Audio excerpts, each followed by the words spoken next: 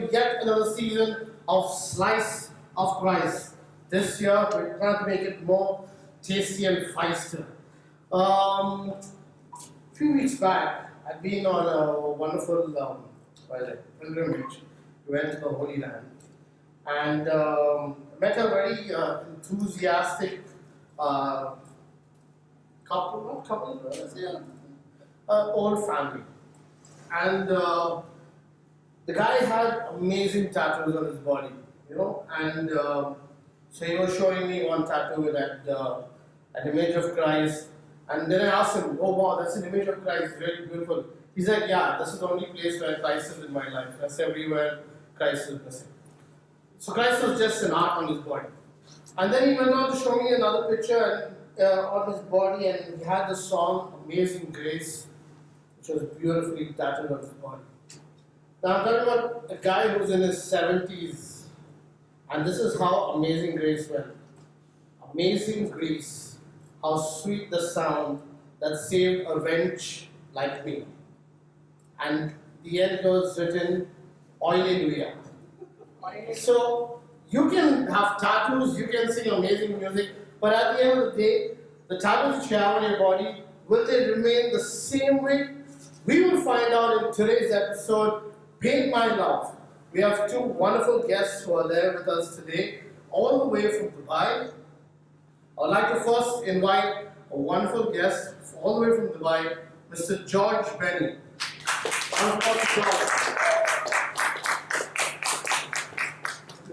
Hi George. Have a seat. Welcome. Have a seat, George. So, how was your trip all the way from Dubai to a wonderful land in Abu Dhabi? Yeah, I just tagged along with a couple of friends. I think I slept in the car at school. It was wonderful. Thanks for having me. Welcome, you're always welcome. George is, can I say happily married? Yes, George is happily married and he's got 4 amazing kids. This is the George and his family. George, can you explain to us who's who over here?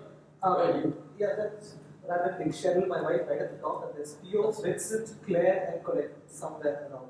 2 boys and 2 girls. What does your wife do, George? She's a teacher, secondary school teacher. She teaches psychology. Okay. She reads my mind. Okay. Let me tell you. And that's for another day. George, tell us about yourself. You have been playing music all your life. As you all know, or must have known, George is a wonderful keyboardist and plays for the wonderful band in UAE called Master Plan. Yeah. So tell us about your journey, George. You've been really amazing. You're completely excited in this picture. How old is this picture? Quite old. Fine. So tell us, George, about your journey in music. How has it been? I think I realized I had some talent in music when I was 8 years old or something like that. I started learning music and then started playing in the choirs and then pub since I was 16 years old. In Cochin, I'm from India, down south, and for 3 years. And then when I was 19 or 20 years old, that was when I had a beautiful experience, a Jesus experience in my life. And when I decided to consecrate my music to the glory of God and to the church, and that's when I started playing.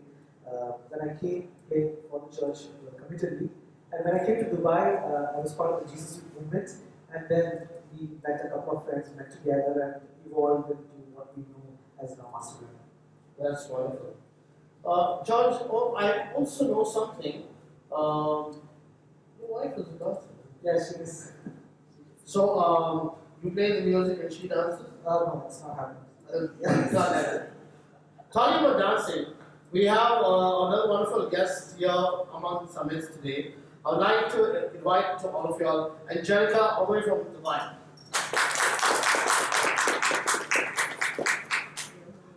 Hi Angelica, how are you? I'll see. So Angelica, again the same question which I asked George. How was your journey from Dubai to Abu Dhabi? I live on the border of Dubai and China, so you can imagine what a long drive I had. but I'm always up for a long drive, so it was fun. Very nice, very nice. Angelica, tell us something more about yourself.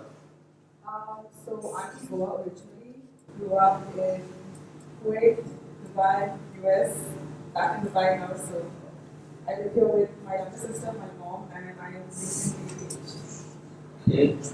Okay. So this is your family. Yes, that's my mother and my 15-year-old sister. Whoa.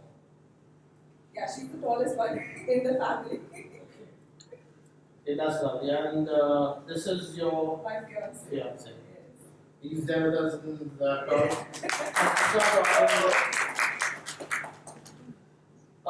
So tell us about yourself and your experience with dance.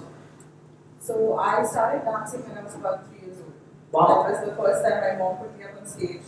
It was just to fill in a gap between the competition that was going on and I danced. Okay. And I've been dancing ever since then. I met a few of the faces from this group back in Well, you danced 2016. Yeah. Yeah. And the first time we performed together was actually right here at this stage. At this age? At this stage. Oh, that's beautiful. At that point, we were just all dancers and ready to perform and practice together until we started talking a lot more about why we're doing certain things, what we'd like to do in the future.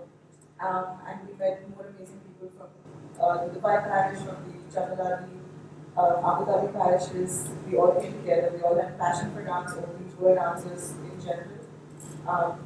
Danced together, and this became a form of worship.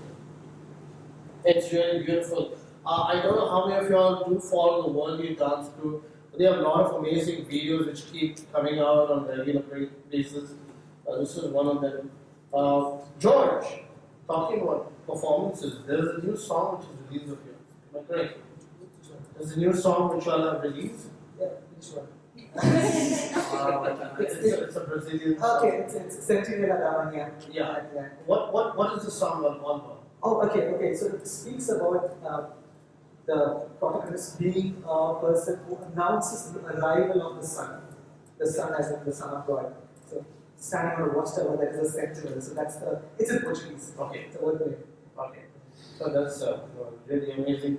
And Angelica, the group is only in UAE or is the group far and wide across? It's far and wide, hence World Youth Dance Group. We have members in Panama, in US, in quite recently in Madrid, Bahamas, all of that. So as and when we find people that are like us and who have the same passion for dance, whether they're good at it or they're not good at it, but they have a passion for it and they have used it as a form of worship, we find some way to either collaborate with them or we showcase videos together, and that's how we have grown to a huge group that expands far. So how? I think everyone out there would like to know how do you all, being here, and I'm sure the formation was actually based around here in Dubai. How was it? How difficult was it, obviously, and to reach out to first of all different emirates and then to different countries? I think one thing that played a key factor was the World Youth Day in Panama. We all, well, I personally was not able to make it, but a lot of people was in Panama. They met a lot of youth ministries, they met a lot of people over there, and that's where the initial bonding began. So even after the World Youth Day was over, we kept in touch with a lot of those youth ministries. After that, we do a lot of research, we do a lot of emailing, we do a lot of calling. It's a lot about explaining what we're trying to do, and mostly people are on board with it. They appreciate us, they like our work, and it's a difficult work, slow and steady, but It looks like you're like a full-fledged PR team. we tech do, we team. have Yes. social media team, we have a PR team, Other than dancing, are you on any of these teams for? Okay. So in my professional life, I'm a marketing designer, so I mostly work with media team to see that these covers are great, the YouTube videos are optimized, and our Instagram page looks great, stuff like that. That's just really amazing. So our topic for today, as you know, is "Paint My Love." One of the great songs written by Michael Lonsdale. We chose that because art can be expressed from the bottom of our heart. What we express from the bottom of our heart is true. We also know, Angelica, that we have got a lot of body art. Yes? Yes, I do. I think we have some pictures of you here, of some body art. So, run us through what is what. To be honest, the very first tattoo I ever got was the cross on my hand. Okay. It's not one of those pictures, but it's the cross that I have on my right hand. Each and every person in my family has it. At the age of 30 or 40, we get our crosses done. I think we had spoken about it earlier. There was always a reason behind it, but Yes. now it's just become like a family thing. It's become a family tradition. Every other piece of art that's on my body has been either designed by me or I've put together different designs to make one. And then I sit on it for 1 year, where I think about whether I really want this on my body, whether I would be happy with it years later. The butterfly I got done right at the end of my teens. Okay. I spent most of my teen life with my grandparents, away from my parents, and that was just me expressing that I've been able to walk through quite a difficult time in life, as any teenager would say, and blossom nonetheless. Yes. The dream catcher is something that my mom had gifted me when I was quite young.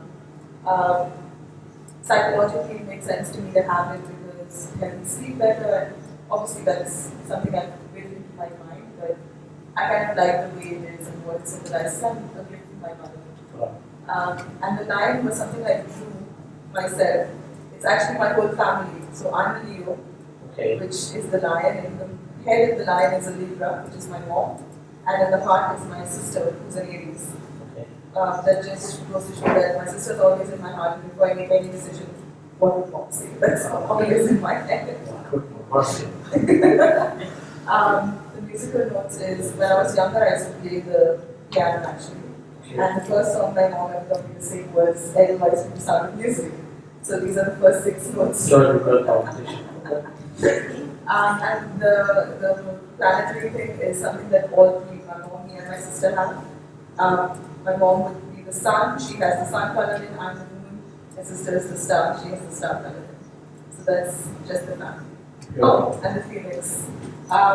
Everyone goes through a certain point in their life where either they crash and burn, they stand and rise, and after a certain point in my life, I realized with the help of family, friends, prayers, a lot of prayers, I was able to stand, keep going, in fact, excel at some point, and I like the fact that the phoenix represents that. No matter what happens, still I stand. Beautiful. Really amazing. Really amazing. So, there are a lot of stereotypes regarding tattoos. Have you experienced any of these? Yes, I actually have. Mostly in a professional setting.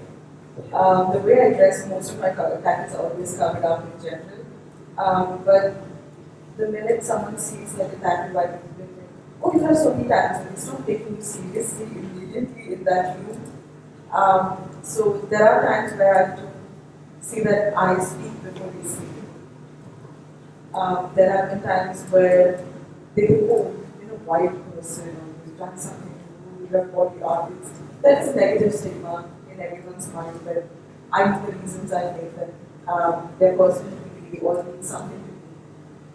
So yeah, there are, I'm sure even in the future I will still have to face people asking questions, and the explanation that I gave you came out so naturally only because I've done that so many times, explaining each and every tattoo that I have. But I'm okay with that. Like, as I said, I taught these people, I know what they need to be. So, stigma or not, which is there, I love whatever. It's really amazing to love what you keep to yourself and which you want. George, you've been a musician. We have in terms of living the rock and roll lifestyle. Yeah, yes, of course. Have you dreamt of having lived? I have not lived, but I have dreamt. Okay. Why? How? When to do something which gets you paid and put food in your belly is it's a great thing to do, but then I realized that music doesn't pay the bills. At least when I was young.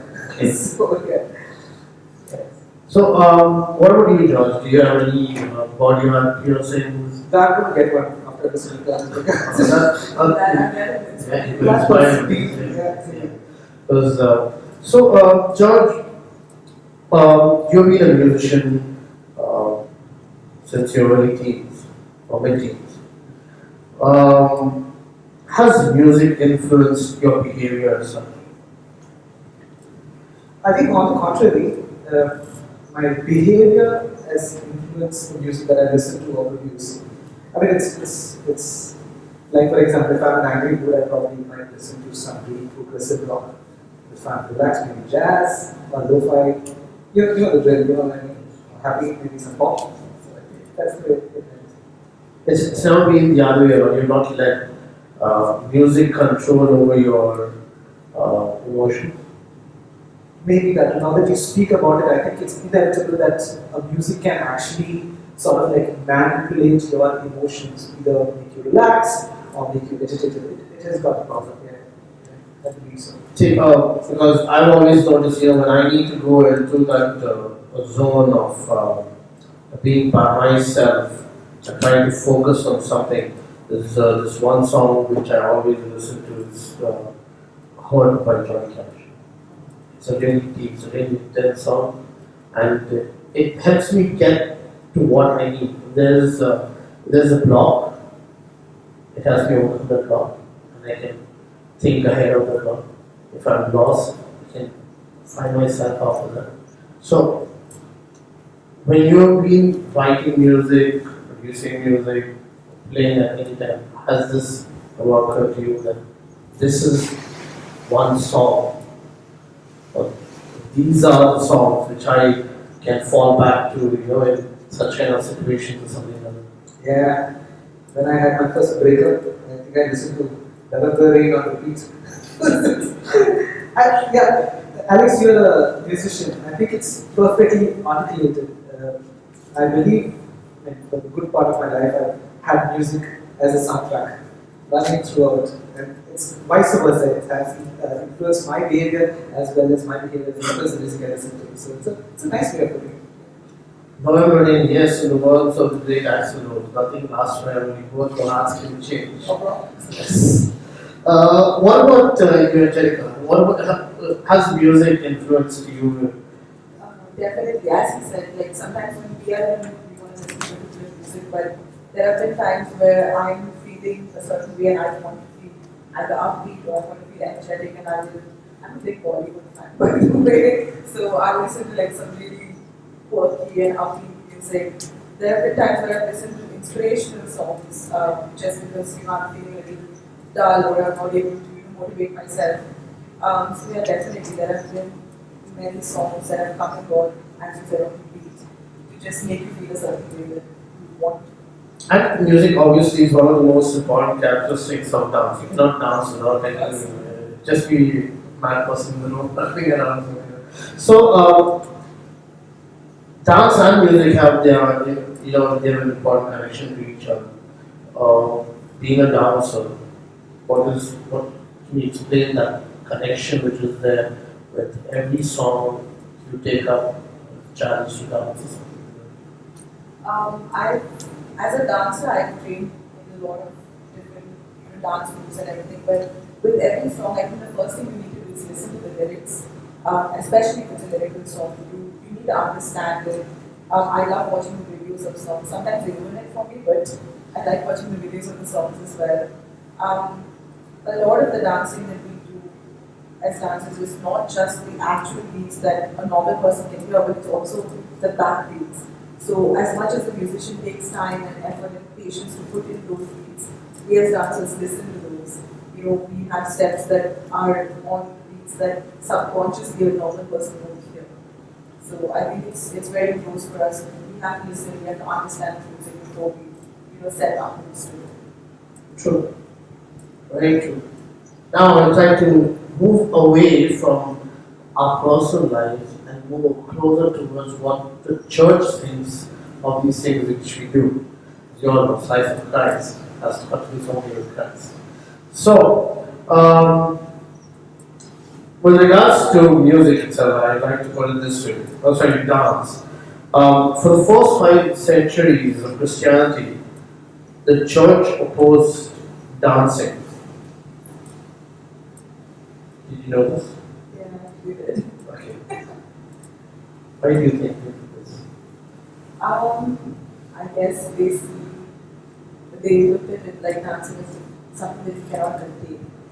Um, in movement, sometimes you get lost. And probably that movements lead to something objectionable to someone else. And yes, we as dancers and who dance for the church have always heard this that oh, why dance? Why you're not able to do this? There's always music, there's singing.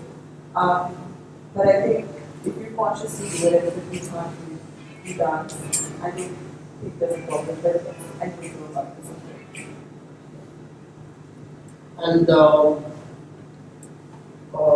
again, if we look back, George, mostly music in the church used to just be iPod.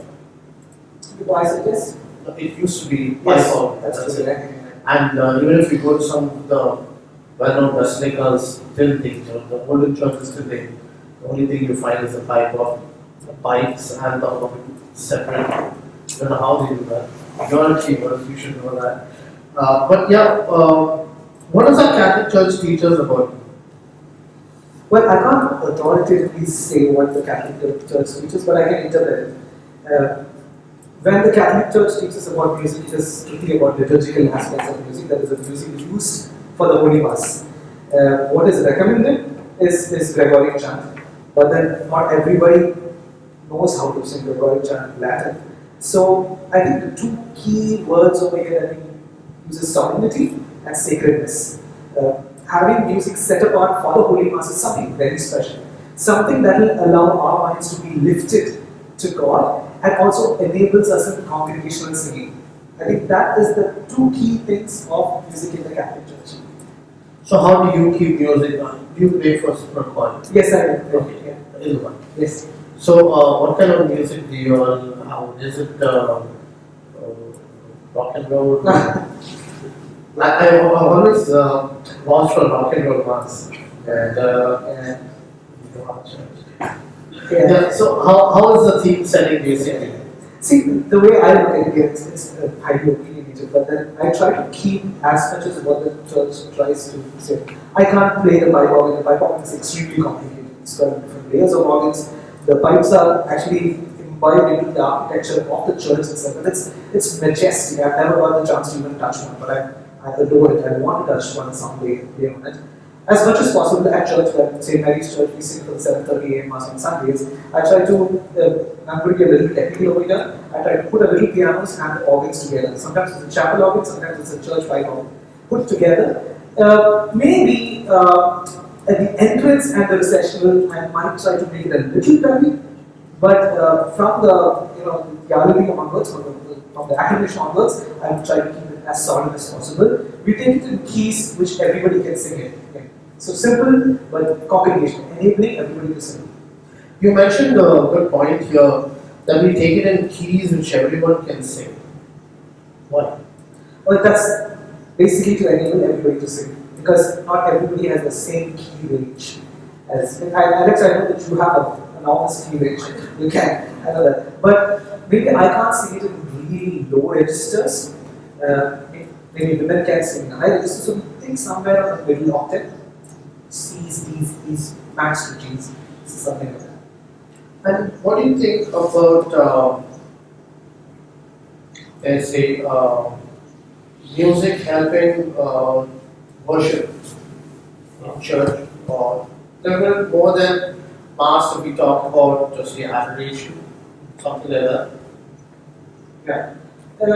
As I said before, I'd like to, okay, so there are two aspects of music in worship. It depends upon what is worship. Is it the worship that we have at the Holy Mass, or maybe is it like a prayer meeting, praise and worship? So I'd like to kind of divide both apart, if you don't mind.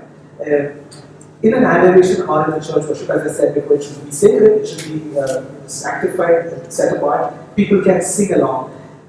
My music, or whatever music the choir is going to play, will not diminish or augment, sorry for the pun, the glory of God. God is ever, there. It's not going to increase God's glory anymore than it already was. I'd like to think that way, that it probably softens our heart a little bit more. It puts us in a place where we can be aware about our own sinfulness, the disposition of our hearts, and how we can serve God and worship God and glorify God for that. So basically, kind of like tills the soil for planting the seed, if I may. It's I think it's everyone's again in our church itself. We have some priests who enjoy upbeat music. We have priests who like the perfect Gregorian chants. Even though it's difficult, the Gregorian chants are really beautiful, and if someone listens to it, they really fall in love with it. Yeah. But then not everyone can sing. It's very difficult. So, and if you want the congregation to be a part of it, then you have to go with something which everyone knows. Yeah. If I may put Yes. a word inside.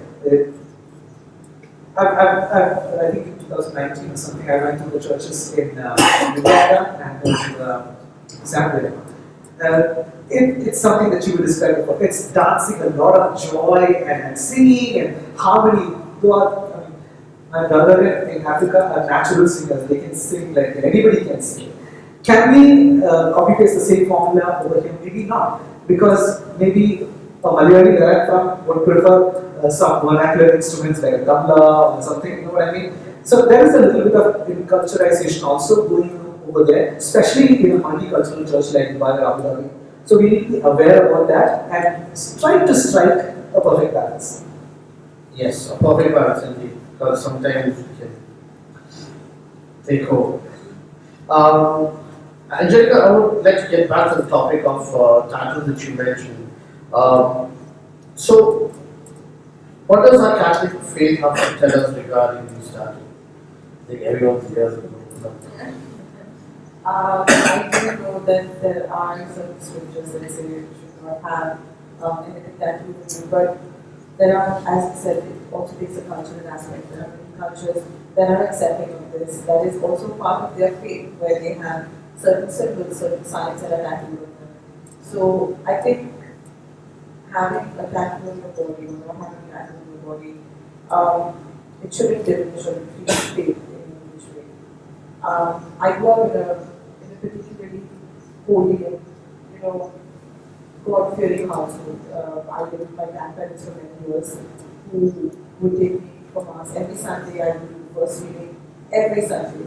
So whether tattooed or not, I've always had a faith and always been part of the church. I know that it is frowned upon, but again, that comes back to the basics of my tattoos, the way I dress. If I'm modest enough, I'm going to see the harm in it. Thankfully, never have I ever faced any kind of questions or objections from a person in the church. I've met so many as men all over the world that have people, but I've never really seen any kind of rejection. I think when I speak, when the reason of our meeting, it always trumps any kind of stigma. This is always it's always an exterior word as when I spoke about the stigmas. Probably there was a lot of stuff where people would view it as standard, people would view it as evil at some point, if I'm not mistaken. My grandfather had told me that he was not tattoos himself. But I think with progression, with how we are going, kind of has slowed it down. Do you think it could be a cultural aspect that plays a significant role in people embracing tattoos? Definitely, that's what I said. So there are places where in tribal culture, if you go, as you said, in Africa, so when I went to Kenya, when I went to different places of the state around the country, there were people that had different symbols that depicted where they are from, what tribe they belong to. All of them Christians, all of them go to church, they all have that. So that is part of their culture, that is how they have been raised, that is their identity. So yeah, different cultures, different places view it as different things. In my family, it's never been a taboo. As I said, everyone had a cross, everyone has certain tattoos that they made throughout their life. Um, so yeah, culture does play a big role in it, your environment plays a big role in it, sometimes even society plays a big role in it. George, what is good music and what is bad music? It's a difficult question indeed. I don't think inherently there is good and bad music. If you take music in itself, not songs, like music. I think what deems music good or bad is two things. One is lyrics, second is the visualization. You know that the last decade or the decade before that, we had this thing going on in charismatic circles that rock music is from the devil. But I would ask now if you can. I don't know about you guys, but I can't put on a music video of a popular singer like Cardi B at home where my children can watch. I don't think rock music is bad anymore, to be honest. It is not music that makes anything bad. It is the lyrics and the visualization. So, music is good. Everything is good. Yes. Sorry. Again, I'd like to think about it this way, right? In the beginning, there was noise. Yeah? There was chaos. There was no order. God came and brought order. So noise in subdivided it becomes 1, 2, 3, 4. Noise in varying levels of pitches become notes. So when there's order, there is music. And who brought order? God brought order. Regardless of, even if it is like trash or metalcore or jazz pop, God can use anything. This is John's fifth order of keyboard playing. We have Mr. P doing the numbers. But yeah, what you said, George, it actually is true. We cannot say music is good or bad. Music is music. At the end of the day, it's how it is personified to public viewership, and people can just do anything to gain attention nowadays. They don't have to sound good. They just have to have a good video which is attractive to people. So I think people have lost the focus on concentrating on the music and concentrating on everything else but the music. I agree. True. In the same aspect for music, Angelica, is there a good dance or bad dance? I think I've touched a little bit upon your answer, what you were saying as well. Dance in its most basic form is just movement of body. It is the human touch that makes it either good or bad. So depending on how you choose to dance, it could be viewed as good or bad. I think something that has to be kept in mind is where you are, who's your audience, what is their perspective, and what is the reason for your dance. So there is no good or bad art. As music, dance is an art, there is no good or bad. It's how a human then works upon it and performs it that would probably make it good or bad. In those very same music videos, there's a lot of dancing that he had to be said, I don't feel sometimes I myself am feeling I need to filter this song, filter the video before she views it, And what they're doing, I'm sure that's great dancing, and they're very good planning. They have a lot of movement, but it might not be for an audience of everyone. So there is a bad dance, but it depends who's looking at it, where you are. So dance can't be bad. It's what the human then performs. When you all practice or choreograph a dance for any song or something like that, what are the key points or aspects you keep in mind when you're choreographing so that it doesn't end up looking vulgar to someone at the end of the day?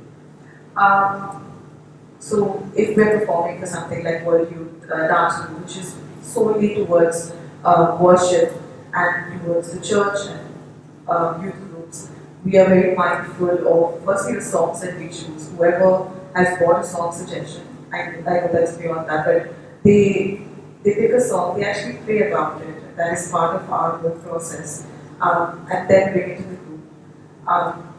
we're very mindful of the, as I said, the different parts of the movement. It shouldn't be viewed as something wrong. It shouldn't be offensive. Um, if at some point we do end up having a movement, someone says, no, I don't think this would look good, we take that into consideration, we like to change it, or we make it some other sort of way. And lastly, we also take into mind our costumes. I think even if we perform a very graceful and very conservative dance, if our costumes are not okay for our videos or for our showcase, then we hold back on that as well. I think the last performance I did was at the Nasakema Church, and I think I met you over there as well. Um, some of the girls had skirts on and stuff, and then we realized, okay, there's a stage, the viewers are going to be at lower level with leggings on. We just, as I said, it's the audience, it's the taste. You have to respect your art, and you have to respect the people that are viewing your art. So there's a whole process behind it. We have to be mindful, and that's why we do it in a group, where everyone can put forth their ideas as well, because sometimes one mind cannot think in all aspects. True. And for example, your release means you're gonna have recorded your dance and it's out. It's gonna be out for publication. And at that time, do you all have a filtering process in where you'll see whether it should go out or it shouldn't go out?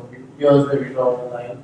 Most definitely. So when we shoot, it's not just one shot at that. We have shot for hours and hours. We do a master shot, we do small snippets, just in case there's something that we overlook.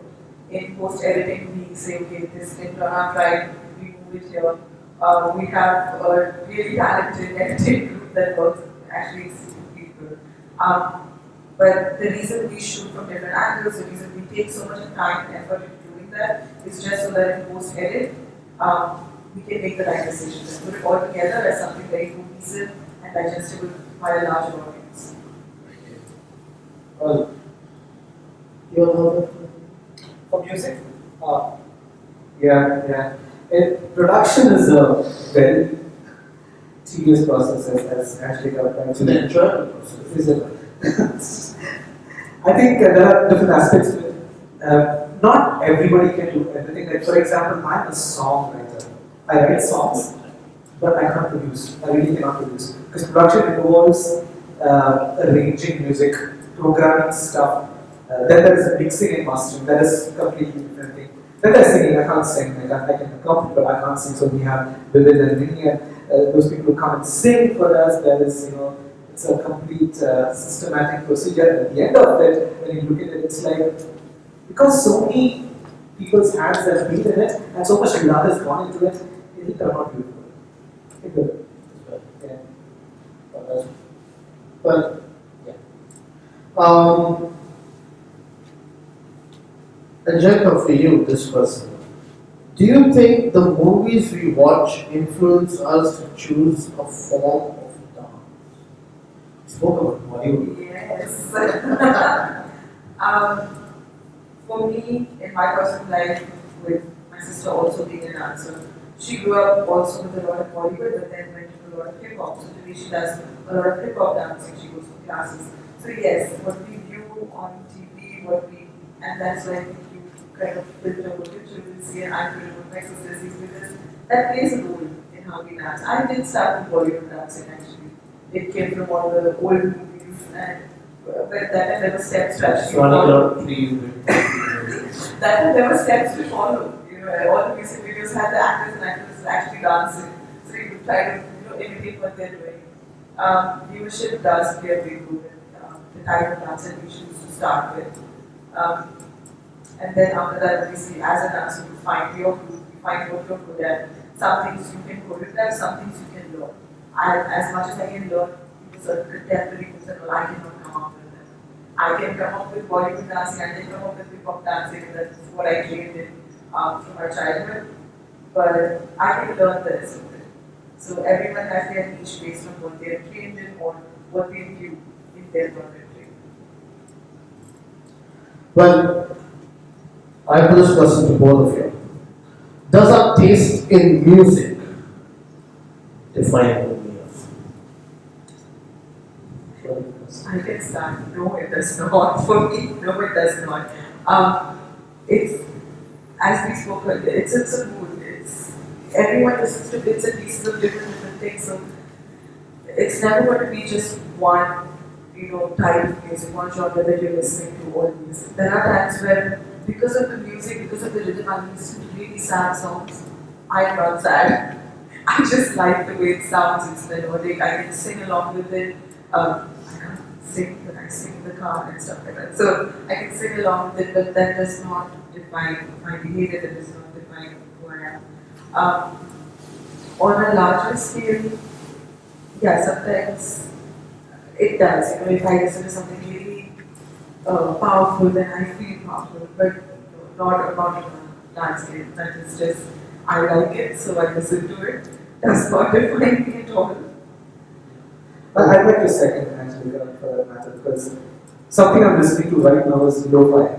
I just discovered the genre in Spotify.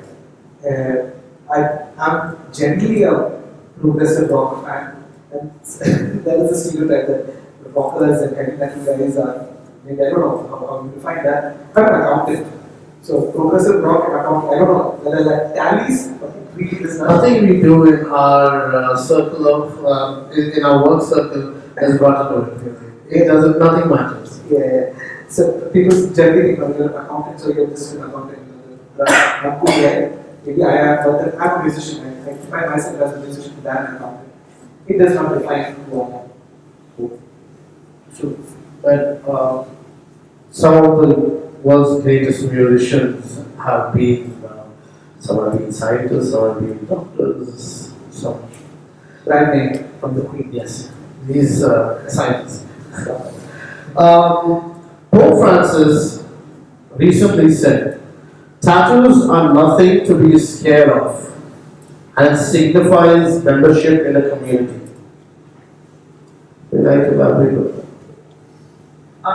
Actually, just this morning we had a meeting and we were talking about dance and now we're talking about tattoos also. One of our teammates actually met the Pope and told him that we are a dance crew and we dance for the Lord, and he gave his blessings wholeheartedly. The reason I do it is because the church, as much as we believe in it, we are a part of it, there's a new generation that probably wants something more. They need to be brought to the church. So I think when religious leaders, especially someone like the Pope, would accept certain aspects of what now is considered very normal, it would invite people open-heartedly to come, come worship, come keep your faith, instead of just seeing it as, oh, this is a lawmaker, this is a rule, and this is a wall in front of me. I'm very glad and I'm very happy that when I hear such things, and even today at the meeting when I heard that we've been blessed, our group, and we have a mask with our name on it, and when he was presented in that, it's very motivating for someone like me, for people in my group. From a personal stance, I have a teenage sister, and when she hears such things, when she hears such acceptance, she's ever ready to come and join, listen what we're saying, listen to the mass, or else she feels that these are too many rules, and I don't know how to dress, I don't know how to behave, I don't know what to say. So when acceptance is given with so much of love, I'm so very glad to hear that. How did dance become popular in development of youth ministry? As I said, the youth, they have so many ways of expressing themselves today. Some of them love to sing, some of them love to dance, and I think the more the upbeat the music got, and there are a lot of churches around the world that during praise and worship have very upbeat, very fun music that your body automatically moves to. So youth identify with that, they love to dance, they love to sing. And all these are their forms of worship, there are forms of worship. So I think it became more popular as the music became a little more accepting and upbeat. The youth saw that there is more forms of expressing ourselves and showing off not just our talents, but our love for our talents and our hobbies. So I think that's how the youth ministry got really into this with just the development of music and then dance to that music. Yeah. Well, for the world they will see, we have a lot of bands which come and they play.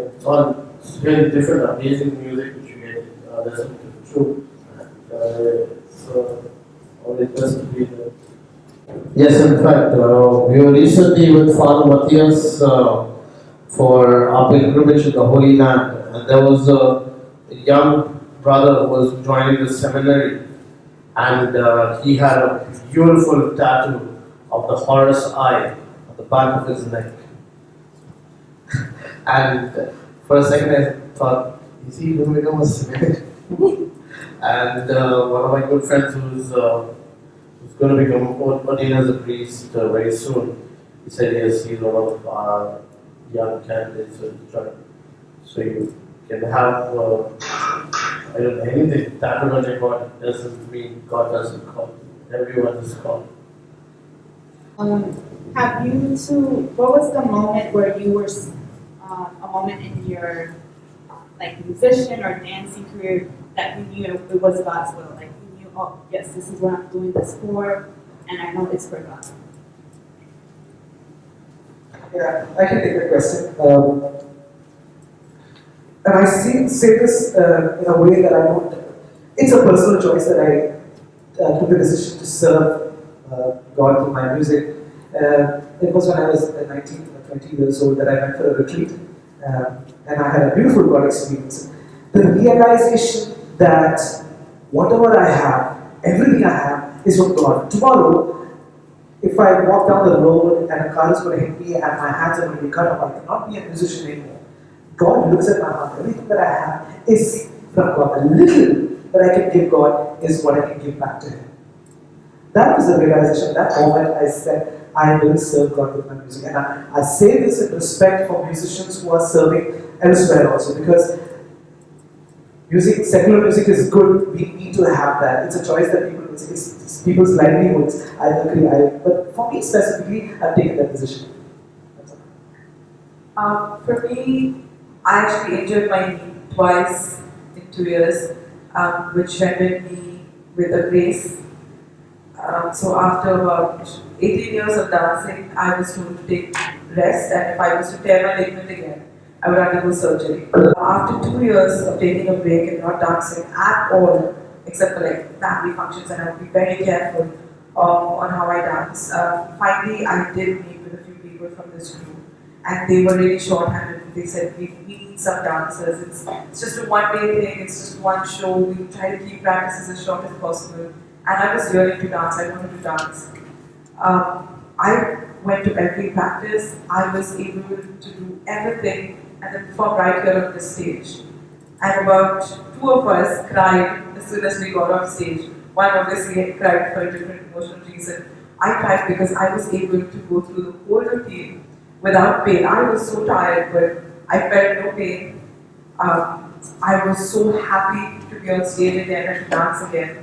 And I was just so thankful that it happened in a church. It happened for a church feast. And when we said, let's do more stuff like this, the automatic answer was yes, let's do it. I was able to dance again after a very, very long break, which for me was tremendously long. So that was my moment when I said, yes, I will do this, I want to do this.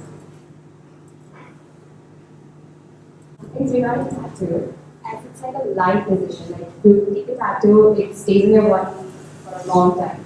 So, like depending on our age, we have fascinations, we have fictions, we have influences. We have a lot of things happening. So, how do we kind of know that this is the right decision to do, and how could we make sure that we're not making a mistake? Because that's not something we can go back on. So yeah, being in all your senses before you take this decision, I think that is very important, and that's where the I made a big mistake kind of usually happens.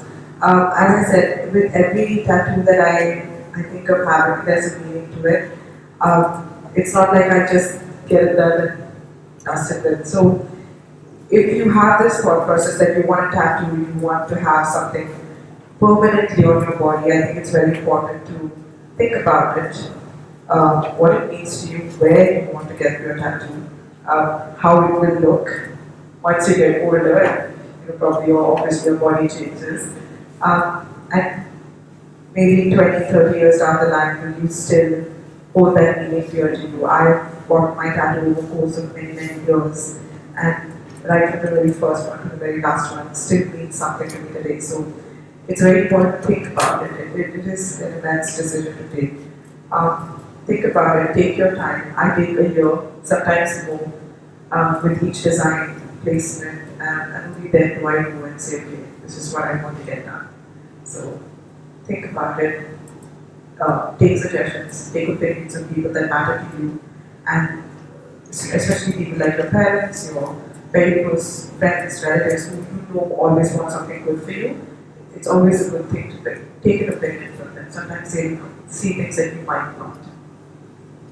I would like to comment on one thing which Angelica mentioned at the beginning. She's got a cross on her thumb bone. Normally, this was a practice couple of maybe few decades back.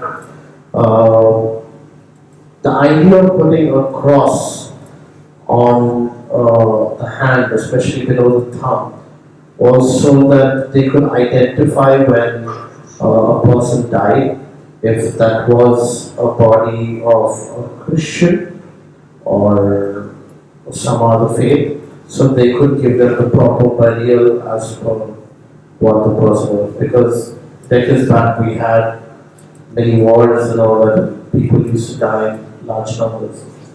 So that is another reason why, especially we see mostly in Goa and Goan families, they have this cross generally on the thumb. Yes. Go to our next round, which is the game. So, are you guys ready to battle?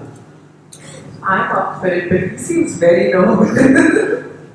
I think the only thing he's not prepared for today is the game. You're going to go home safely to your wife and kids, George. You don't need to worry about that. We have wonderful people here to help us around. May I welcome Farina? So, there's a small idea behind this game. Angelica, you will have to take off your glasses. George, you can stay the way you are, but we're going to put for your blindfold. So, no, it's going to be fun. We need that. So you can just proceed that way.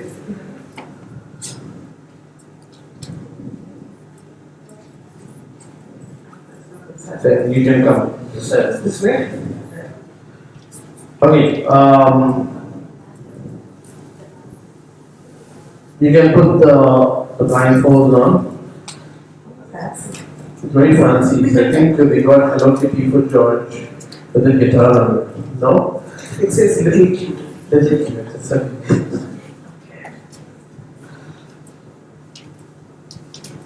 Okay.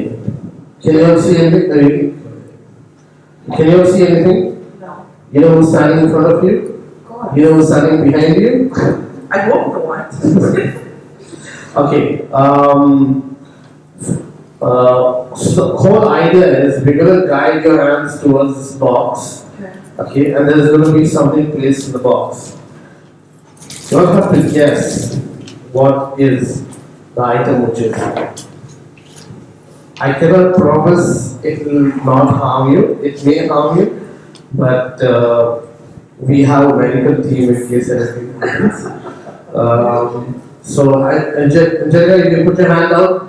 Yeah, any hand out. Okay, you might want to come this way. Yeah, slowly. Okay, there's a small gap here. You can keep your hand here. We're not yet started. Okay. George, you can put your hand forward. Yes. George is giving his life. Yeah. So just wait. Okay. Farina can get the first item. So I should like scream out loud what it is. You don't need to scream, you can just the mic is on. Okay, you put your hand through the hole and try to figure out. George, you need to put your hand inside. What's those sharp things we were children? The fishing pole. Where those Yes, absolutely right. Brilliant. Okay, those are going to help me get dinner. Okay, George, wait. George is very excited for this round. Okay, so the next item. Dun, dun, dun, dun, dun, dun. You guys ready? Okay. Okay, yeah. Very bad. No. It's a potted plant sort of. George, don't steal the items.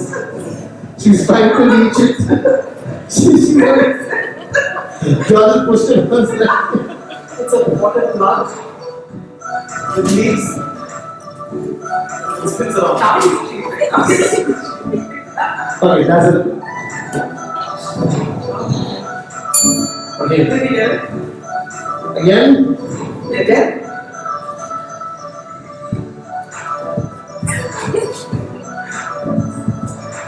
It is a potted plant. Yes, it is actually a cactus. Yes. Soft. Okay. It's absolutely cactus.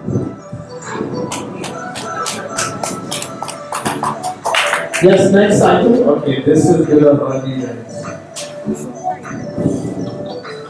Okay.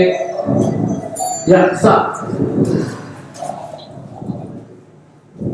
It's fig. What do you call this? Walnuts. No, it's fig. Fig. Oh, those dried. Acorns of the Yes, yes. I said that. Okay. Yeah, it's Hopefully. pine cone. Pine cone. Correct. George knows a lot of stuff. Where is my minions? Oh my god, what is this? These are not fun. The audience are not good enough. Oh, it's happening. Come on. You can start again. Oi! Sorry. There's always the best ones. Okay, you said that first? Yeah, okay. I don't understand. George, stop talking to the crowd. Come, round of applause for all of us. You guys want to wipe your hands or anything? George, relax. George is going to take this slow. Just tell us when it starts, okay? Okay. Okay, start. You. Slap. It's Yeah. What is it? maybe it's slime. I mean, repeat something more specific. There's something in the slime. There's nails. Yes, absolutely right. The slime with. I think everyone's going to gather for Whoa! You guys are really good. It's This noise. it's a sizzler. Okay. Put your hand inside. It's the. It's a bar bomb. Candy. It's a bar bomb. It's not a bar.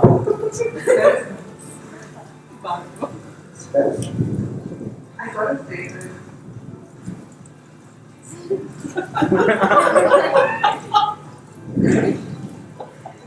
Touching.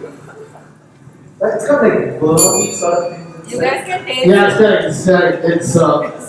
It's millipedes in crackling water. It's not real. Wow, nice. She heard millipedes like whoa. Okay, put your hands in. And George ran for it. Cloth, sponge. You can taste it. What? Candy. No helping audience, no helping. George wants some tea? No. He can do it. So actually that's hands-on. You would like to wash your hands? There's some water. Okay. Yeah, this down. Yeah. 1 minute.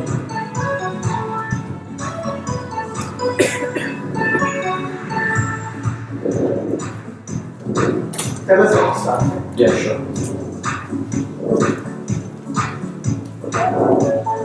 Okay, start. Steve would. Yes, absolutely. That's a steamboat. I have absolutely no idea how to run that. Someone has dishes at home. Or someone wants her to do dishes at home.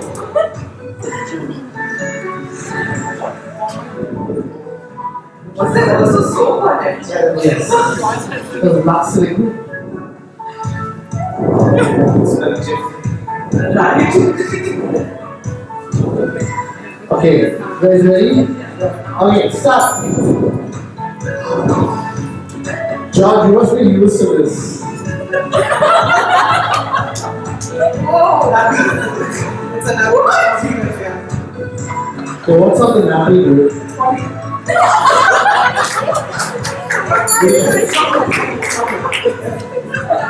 It's peanut butter. Right? Now give us the water again.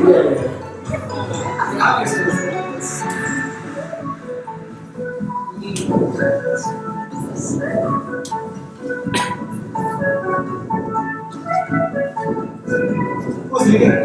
I have no idea. It's not so. George, you're leading. You want more? Tell us better. Yeah, sure. George, you're leading. Yeah, of course. So close. Okay, wait. John is still wiping the poop out of the fan. Okay, Angelica, ready? Yes. Okay, start. Smack.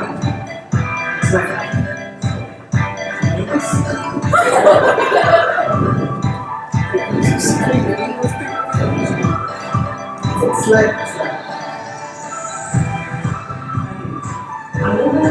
Sunday हो या Monday, रोज खाओ.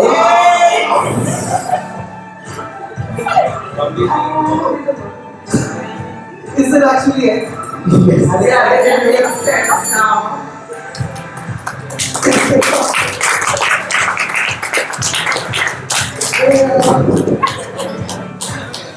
Thank you so much. You can take a look at blindfold. Sorry? Yeah. Good job, guys. Let us go. Oh, that was really entertaining.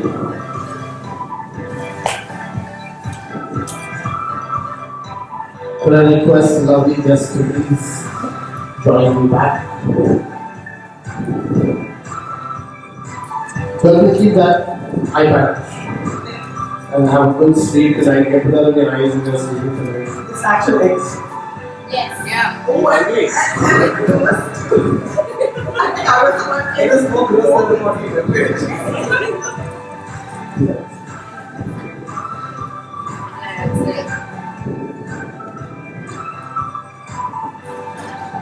So for our winner, Mr. George Benny, there was a wonderful hamper for you, George.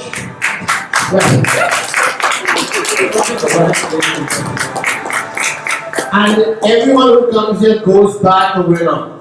So for Angelica, there's something for you too. Thank you very much for participating and for being here. Well, folks, that's all we have in store for you. We are waiting for your questions. If you have any questions regarding today's episode, you can share with us on Facebook, Instagram, or you can even mention it on YouTube in the comments below.